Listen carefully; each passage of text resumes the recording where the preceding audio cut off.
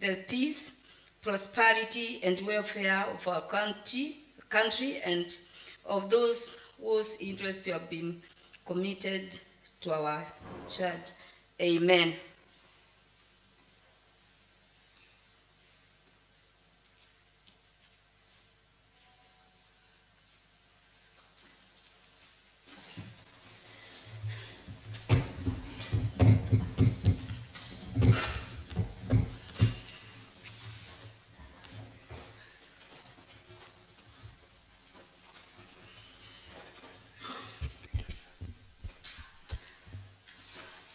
I request the sergeant to ring the bell for quorum.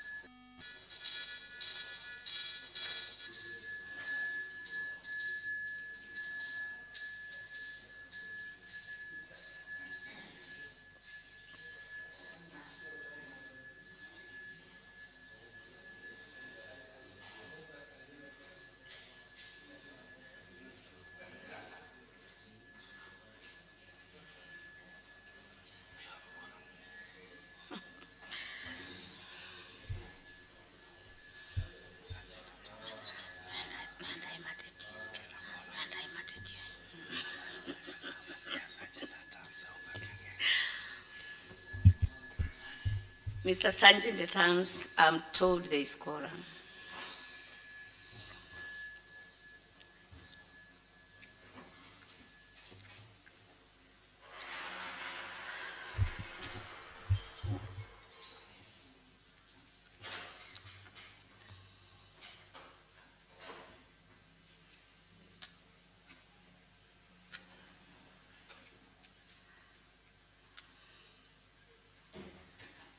Mr. Clerk, proceed. Order number 1, administration of oath. Proceed, Mr. Clerk. Order number 2, communication from the chair. I welcome you, honorable members, to this house. We're a bit behind time, but it's understood. And we just thank God for the great and abundant blessings He has placed in our county, because the whole of this month and last month, but more so last night, everywhere I'm told it really rained, and most of us could not reach out on time, but we all count it as blessings and we thank God for the rains. Also take this opportunity to welcome you members to this house once again for deliberations and our businesses for this week. I pray that God will enable us to proceed as determined by our business. And another thing is that I hear members are really keen on the BBI issue. I want to tell you and communicate this, that we're going to really discuss with the fathers of your house, and we're going to seek the way forward after this first session of the plenary. Clerk, proceed. Order number 3, messages.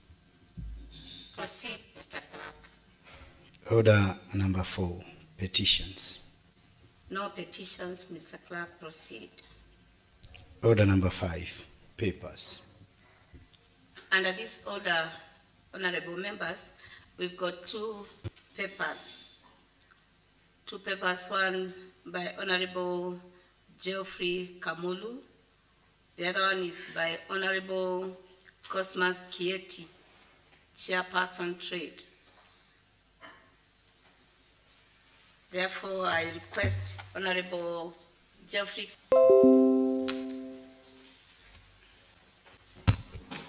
Thank you, Madam Speaker. I am Christine Koki, elected by the Wiper Party.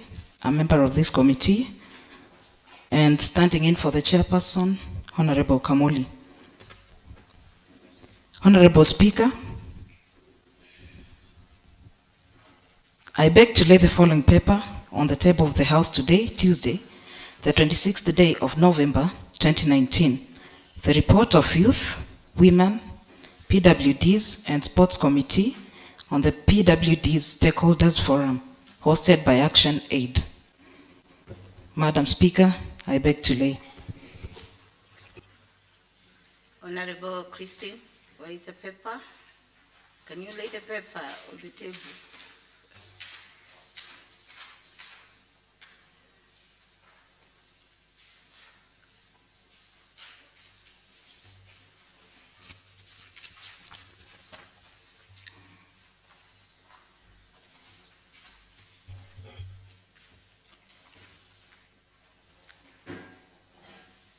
Thank you, Honorable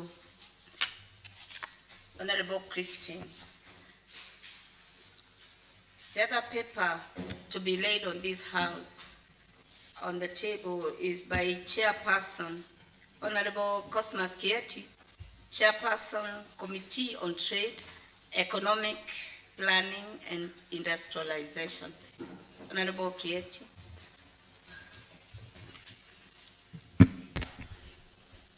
Thank you, Honorable Speaker. I'm Cosmas Kieti, Chair Trade, Planning and Economic Planning and Industrialization. Madam Speaker, I beg to lay the following paper on the table of the House today, Tuesday, the 26th day of November 2019, the report of Committee on Trade, Economic Planning and Industrialization on the establishment of village administrators' offices in Machakos County. Thank you, Madam Speaker. Thank you, Honorable Cosmas Kieti.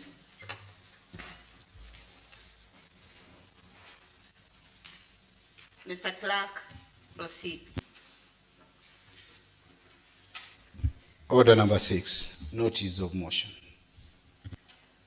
Under this, members, as we have seen the papers laid, I will ask Honorable Geoffrey Kamulu for Christine Wuhod's brief for Honorable Geoffrey Kamulu to proceed. Honorable Christine Koki.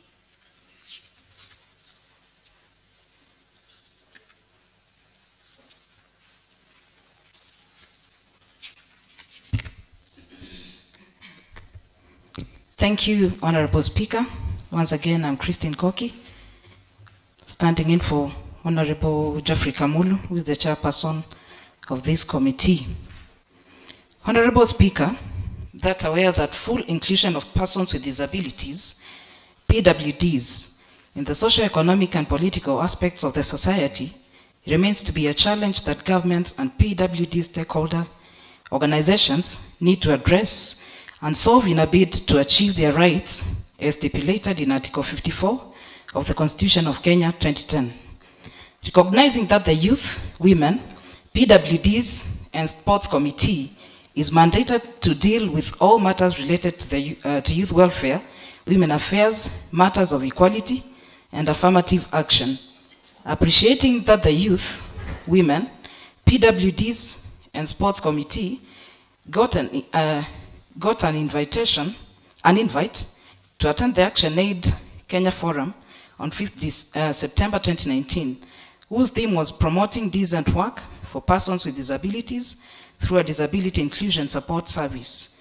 Aware that the objective of the forum was building a capacity at regional and national levels to effectively support the full participation of women, youth, and entrepreneurs with disabilities in entrepreneurship development activities, while also advocating for awareness-raising activities to promote decent work for persons living with disabilities.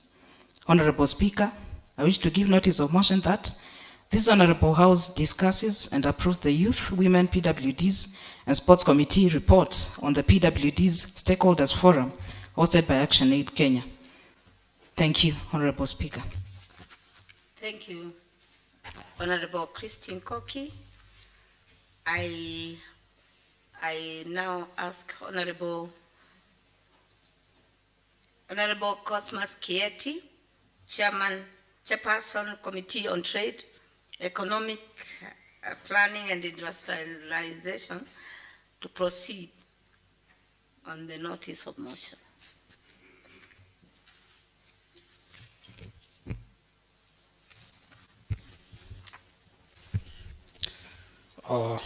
Thank you, Honorable Speaker.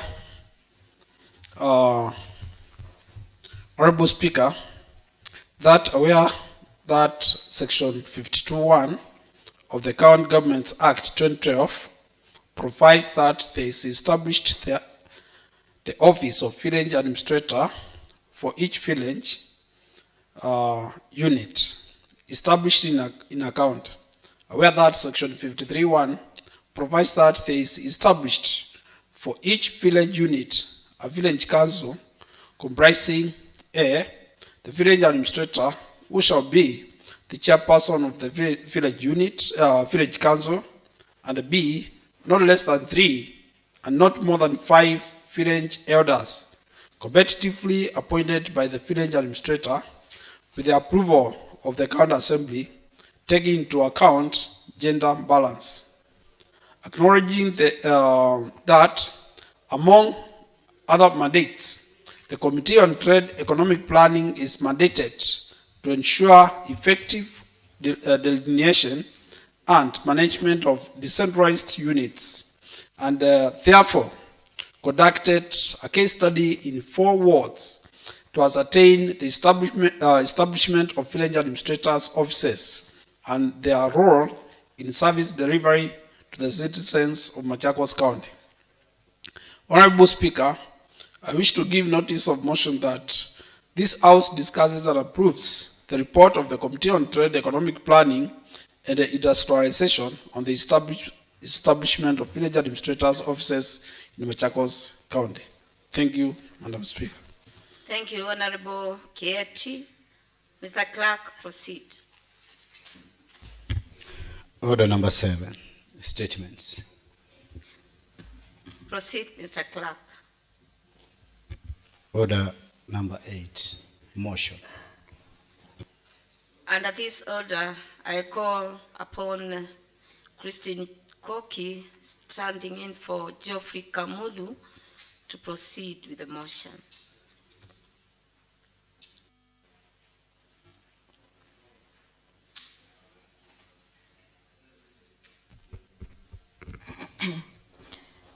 Thank you, Madam Speaker. I'm still standing in for Honorable Geoffrey Kamulu and moving the motion on his behalf as the chairman of the committee. Honorable Speaker, that aware that full inclusion of persons with disabilities, PWDs, in the socio-economic and political aspects of the society remains to be a challenge that governments and PWD stakeholder organization needs to address and solve in a bid to achieve their rights as stipulated in Article 54 of the Constitution of Kenya, 2010. Recognizing that the Youth, Women, PWDs and Sports Committee is mandated to deal with all matters related to youth welfare, women affairs, matters of equality and affirmative action. Appreciating that the Youth, Women, PWDs and Sports Committee got an invite to attend the ActionAid Kenya Forum on 5th September 2019, whose theme was promoting decent work for persons with disabilities through a disability inclusion support service, aware that the objective of the forum was building a capacity at regional and national levels to effectively support the full participation of women, youth, entrepreneurs with disabilities in entrepreneurship development activities, while also advocating for awareness raising activities to promote decent work for persons living with disability. Honorable Speaker, I wish to move the motion that this Honorable House discusses and approves the Youth, Women, PWDs and Sports Committee report on the PWD Stakeholders Forum hosted by ActionAid Kenya. At that point, Madam Speaker, I would like to call Honorable Jacinta Luka to second the motion. Thank you, Honorable Christine. Honorable Jacinta Luka.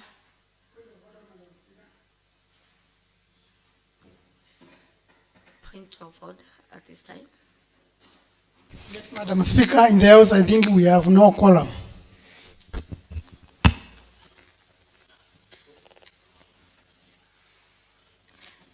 Mr. Clerk, can you confirm quorum?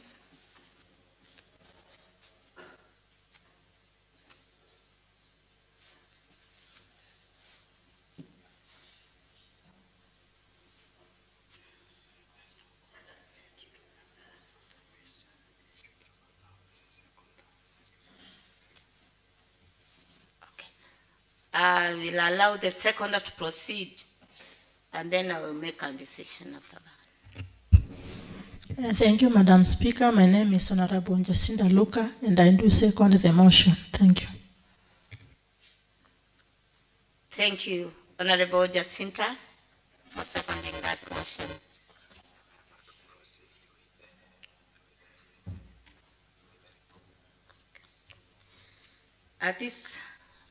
At this time, I ask and request Honorable Christine, please proceed with your report.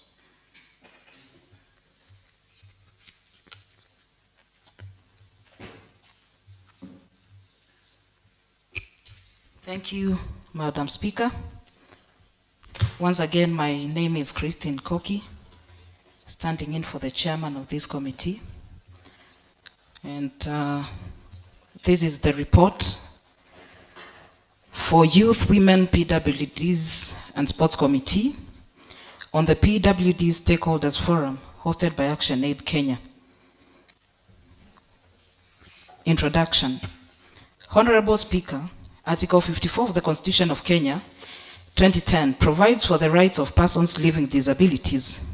Further, the Persons with Disabilities Act 2003, which is an act of Parliament, provides for the rights and rehabilitation of persons with disabilities to achieve equalization of opportunities for persons with disabilities and to establish the National Council for Persons with Disabilities. Honorable Speaker, legislations have been put in place by the national and county governments and advocating for the rights of persons living with disabilities. The greatest impediment, therefore, to the realization of the rights of persons living with disabilities remains the matter of non-implementation of these legislations.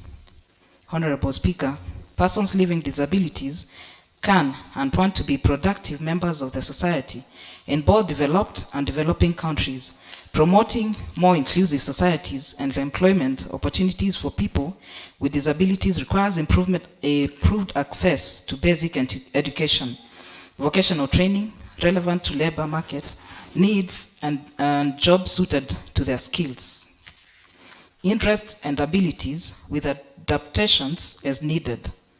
Many societies are also recognizing the need to dismantle other barriers, making the physical environment more accessible, providing information in a variety of formats, and challenging attitudes and mistaken assumptions about people living with disabilities. Many disabled people in Kenya, as in most developing countries in the world, live in poverty, have limited opportunities for accessing education, health, suitable housing, and employment opportunities, and therefore there is need for persons living with disabilities, stakeholders, and more, so the county governments to develop policies that endeavor to uplift the lives of people living with disabilities socially, economically, and physically. The Youth, Women, PWDs, and Sports Committee got an invite to attend the forum on 5th September 2019. The theme of the forum was promoting decent work for persons with disabilities through a disability inclusion support service. The objective being building a capacity at regional and national levels to effectively support the full participation of women, youth entrepreneurs with disabilities in entrepreneurship development activities, while also advocating for awareness-raising activities to promote decent work for persons living with disabilities. 1.1. Mandate of the committee. Honorable Speaker, the Youth, Women, PWDs and Sports Committee is established pursuant to Standing Order 190 and the second schedule of the Standing Orders define its mandate as follows: to deal with all matters related to youth welfare, women affairs, empowerment of women, matters of equality, affirmative action and gender-related issues, and sports activities and facilities. 1.2. Committee composition. Honorable Speaker, the committee is comprised of 13 honorable members as listed below. 1. Honorable Jeffrey Kamulu, who is the chairman. Honorable Justus Katumo, vice chairperson. Honorable Phoebe Koki, member. Honorable Margaret Ndalana, member. Honorable Irene Bevia, member. Honorable Christine Koki, member. Honorable Jacinta Luka, member. Honorable Anthony Mulu, member. Honorable Michael Mutiso, member. Honorable Margaret Mwikali, member. Honorable Grace Mutiwa, member. Honorable Frederick Mudhoka, member. Honorable Agatha Mutunga, member. 2.0. Brief history of ActionAid Kenya. Honorable Speaker, ActionAid Kenya is a national disabled persons organization working at all levels of community with the involvement of persons with disabilities to bring about positive change. It was founded by and for children and youth with disabilities in Kenya. It is dedicated to achieve equality, inclusion and empowerment of children and youth with disabilities in Kenya through mainstreaming this group into all aspects of life. It also has a unique initiative that provides an inspiring environment for people with different types of disabilities and people without disabilities to work together. The organization empowers youth with disabilities with entrepreneurial and employability skills to enable them earn a sustainable income and therefore lead independent lives as well as contribute to national development. They look at livelihoods not only as economic activities that people engage in, but also their social, institutional, and organizational environment. Their work in this area focuses on both human capital, that is skills, knowledge, health, and ability to work, and social, natural, physical, financial, and political capital. ActionAid Kenya works to advance access to education for children and youth with disabilities, both within the inclusive, integrated, and special school settings, while emphasizing the need for educational facilities to be accessible. In promotion of inclusive education, education is the biggest liberator for persons with disabilities and thus an important investment in children and young people with disabilities. 2.1.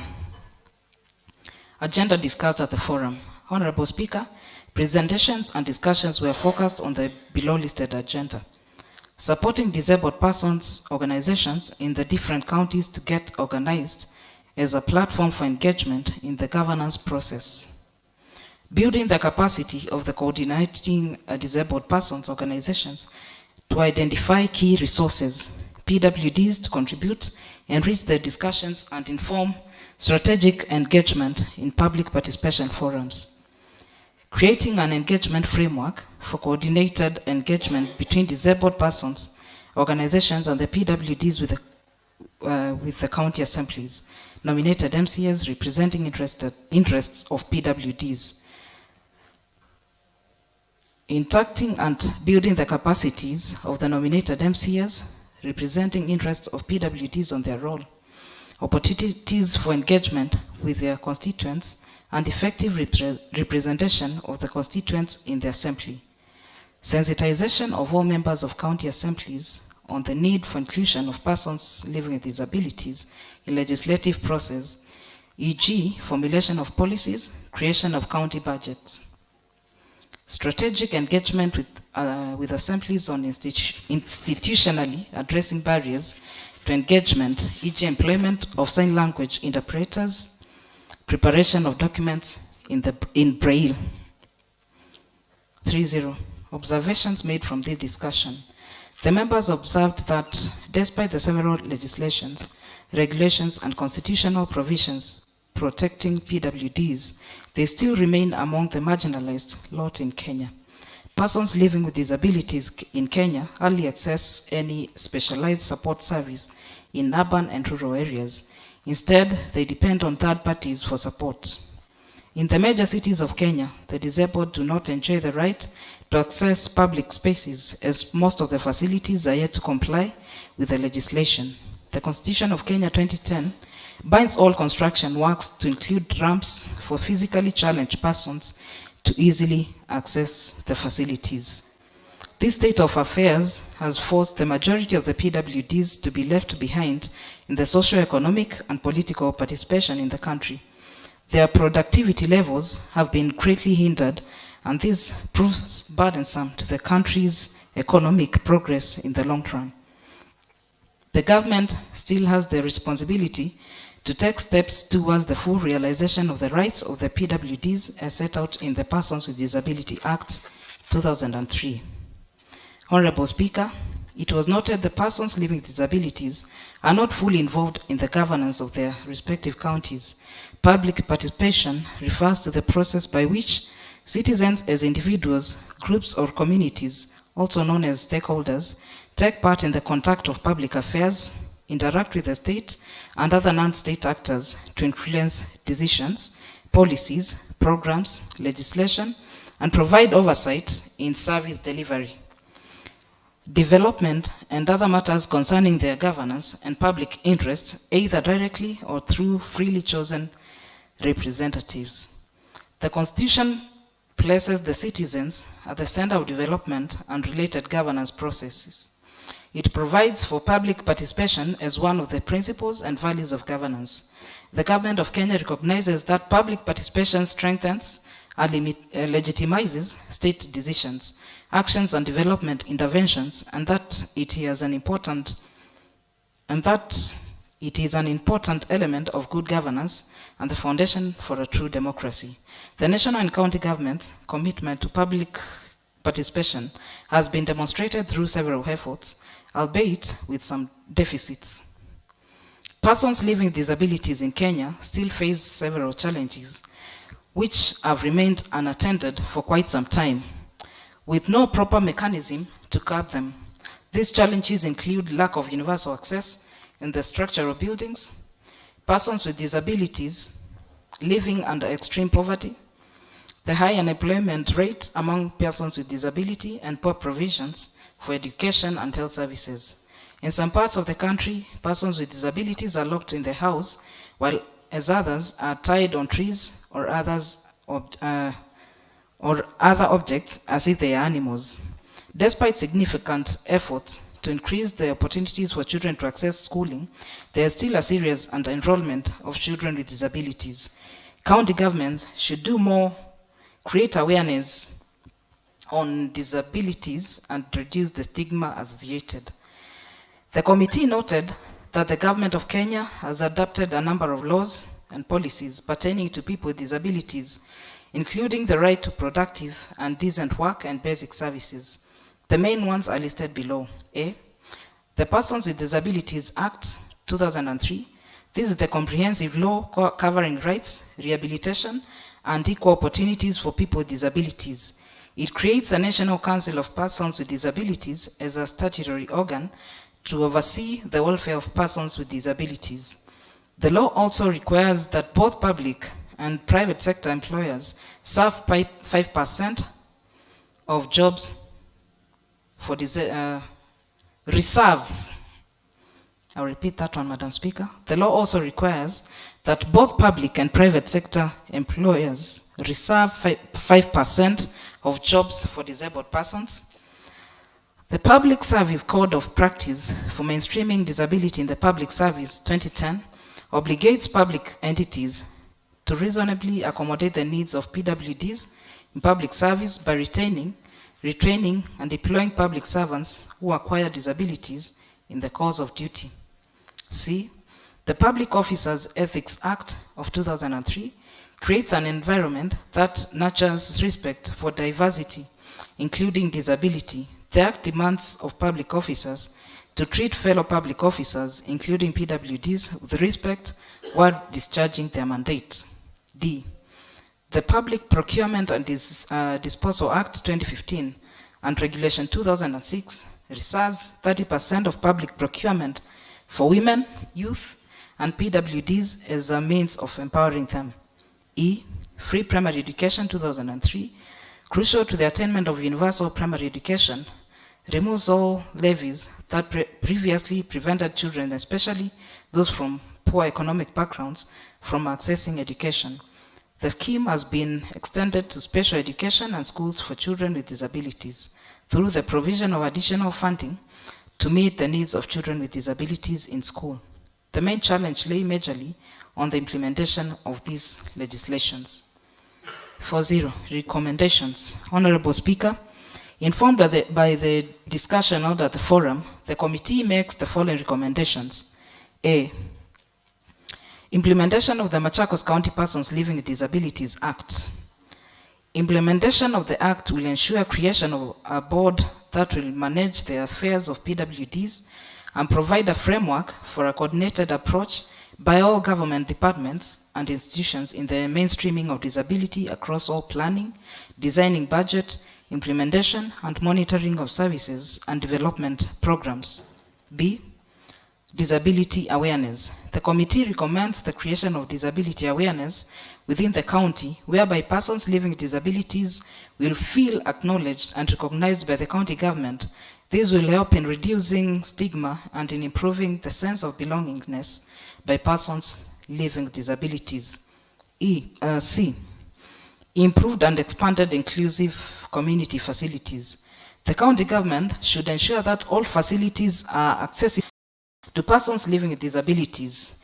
In construction of community facilities, including playgrounds and contractors, the contractors should be compelled by the respective department to ensure that they are physically and socially accessible to PWDs. D, inclusion of PWDs in public participation. Honorable Speaker, this will entail timely provision of key policy documents to PWDs organizations within the county for their consideration and submission of memoranda. The county government too should endeavor to present these policy documents in a format understandable by the PWDs, such as in Braille, and also consider hiring a sign language interpreter. This will foster inclusion of the PWDs in decision making on matters relating to the county. Honorable Speaker, right of access to information is a fundamental right. According to every Kenyan citizen, as stipulated by the Constitution, persons with disability are also eligible to these rights. Chapter 4, Article 21 of the 2010 Constitution clearly states that persons with disability are entitled to exercise the right to freedom of expression and opinion, which includes freedom to seek, receive, and impart information and ideas on an equal basis with others. Conclusion.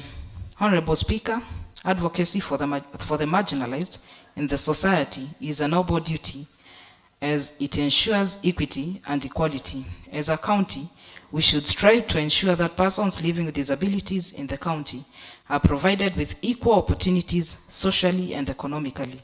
Honorable Speaker, it is therefore my privilege and duty to present this report to this Honorable House for consideration and approval. Thank you, Honorable Speaker. Thank you.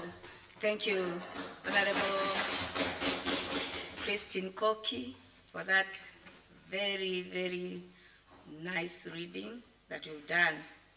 I now propose the question that this Honorable House discusses and approves the Youth, Women, PWDs and Sports Committee report that the PWD Stakeholders Forum hosted by Action Aid Kenya.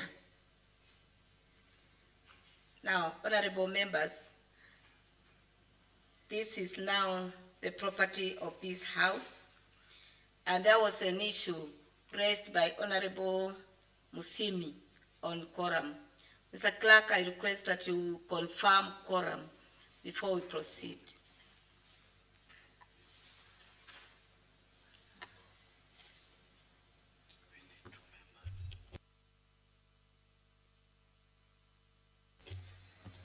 Thank you. Sergeant at Arms, please. I direct that you ring the bell for quorum. We still lack 2 members to reach the quorum.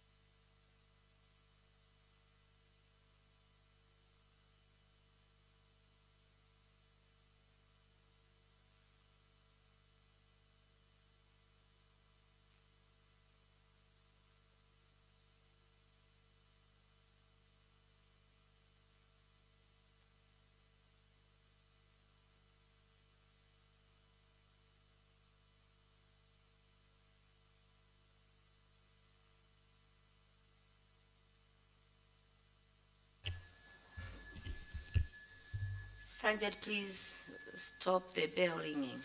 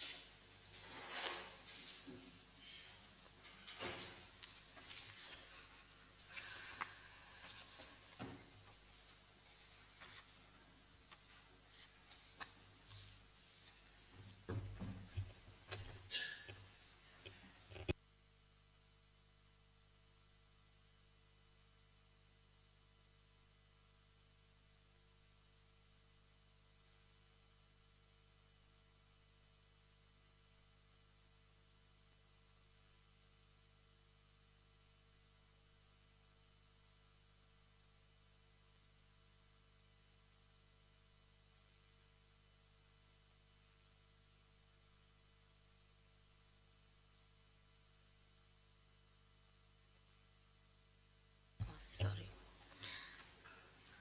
Thank you, honorable members. Standing order 32 sub order 1 has already happened, and it goes like this.